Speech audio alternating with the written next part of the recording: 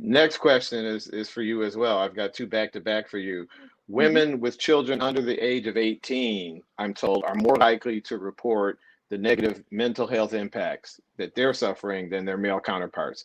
That's Mhm. that's not so surprising to me. One might assume that a lot of the children are in the primary care of women. Schools are shuttered. There are a lot more children being homeschooled, and most of that child care tends to fall on women in the home. I want to check in with you guys and say, do your professional experiences back that up? Are you seeing women that are really facing the brunt of some of these stressors we're talking about? Sheree, I know you got children at home, or at least I believe you do. So let's talk about your home environment and then maybe what you've seen in your hospital. Absolutely. I do have children at home. I actually have a 13-year-old and a 16-year-old, one middle school and one high schooler. And they did have to make the transition. It was very stressful on all of us.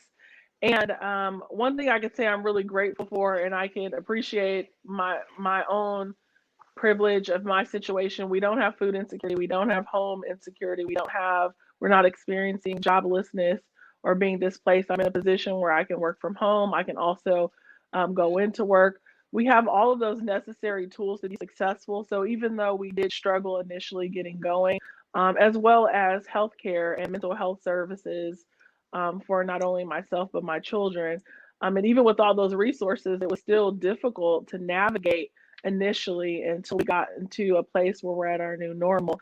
And it made me really think. I could only imagine people that are dealing with the not enough situations or don't know how to navigate the system. I mean, it's really hard to get mental health services right now. Even as a person with insurance, there's Mm, delays because there's been an increase in people pursuing mental health services across the board. So I would say that you definitely have to change your mindset when it comes to a new normal, and really focus on, one of our techniques at home is just specifically being practicing gratitude each day about the things that we do have. And then mm, also taking our mental health seriously, and talking to our mental health professionals when needed. Sometimes the children don't feel as comfortable talking to the parent. So making sure there is a pathway for that, especially the kids that may or may not know they want to talk to someone, maybe introducing the idea, because you don't know what can come from that.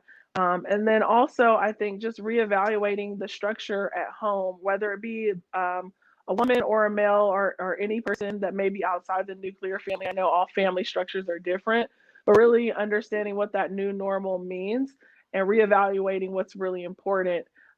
Things I thought were so important before are not anymore. And I've really focused more on those things that do keep us happy, healthy, and whole as a family. And I mm. think I've been also preaching that when it comes to educating patients, and also as a leader in my work, my health care organization, as well as with Capital City Black Nurses Association, really leaning into um, treating your mind, body, and soul during this pandemic and getting back to those basic needs, so that we can realize what's really important in the situation so that you can get to a level that is healthy for your family. So I would say that's helped me personally cope, and professionally. I've seen it across the board. I don't know that I've personally seen women more than men seeking help. It's really a an outcry of help from everyone. I will say the positive thing that I've seen is more people. There seems to be a decrease around the stigma of pursuing mental health services, and now there's apps that you can use if you don't want to go through your regular pathway and other community resources. So I feel like more people are talking about it and seeking it. I've had patients come in with suicidal ideation. They may or may not have a plan, and I've been able to go across the hall to our psych department and get someone to talk to them on the spot and help them.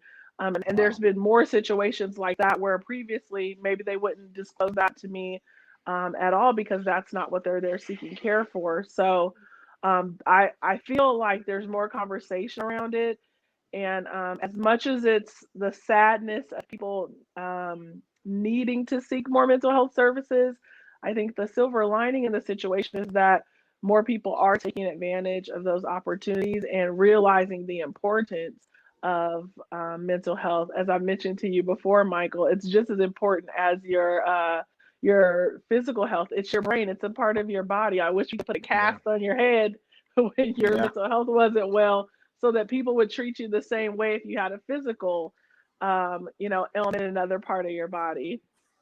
Absolutely, absolutely. I remember that early conversation we had right after I met Yeah. you, Sheree, and we've talked about it's the brain is absolutely a part of the body, and it's so good to hear that some of the stigma is going away. We at Brother Be Well are committed to that, to kind of removing those stigma and making sure that we can discuss all of these different issues openly and honestly, and then get the treatment that we need.